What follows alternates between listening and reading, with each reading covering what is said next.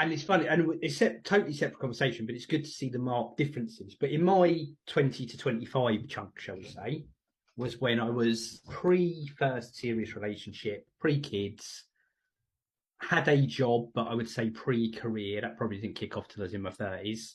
Um, Living at home, happy go lucky, shall we say, life at the time. But at the same point, the point in Mr. Brightside, what it does to me is it talks about two things. The first part of the song is someone who is feeling jealous and is having all these imaginary thoughts in their head, and it just makes them feel small. And I would say, especially once I'd had a few drinks and I start imagining the wonderful lives everyone around me is having while I'm earning a relatively low wage and living at home and can only imagine of these things other people do, that I can very much resonate with that feeling.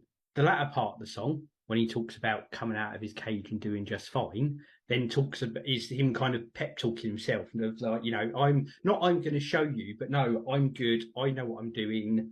Block these bad thoughts out because I'm on a path and I am going to do good. I'm not just there yet. Is again, it's the second part of the message in that song. And I remember having that very pep talk with myself once I got a few more drinks in and the song came on that I liked, that may or may not be this song and or other songs to dance to, and then being optimistic, but really nothing to be optimistic about other than my own fuel that I was having a good time and I know I'll get somewhere eventually, but with no real clue as to what that looked like. And again, that's what that talks about in the song to me. And I can vividly remember those feelings and being there and being that person. And that song just like a time machine is like I'm living those lyrics. I can actually I can feel the time and the place and the smell and the sounds and everything.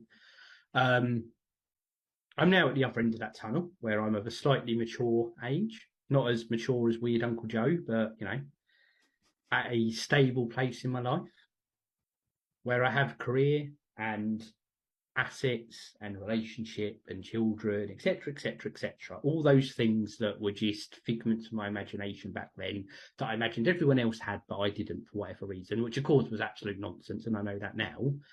And I'd have these little rambling thoughts about this song when I heard it, but the bit of oh, hold on, I actually got there kind of clicked in one day when I was listening to it, almost subconsciously, where I kind of joined the dots. And I suppose my thought or message, which might be a rambling mess, is for people who are in that place where they're looking at stuff outside of their control, or they imagine other people have, or they haven't realised what they want to realise yet, is to believe in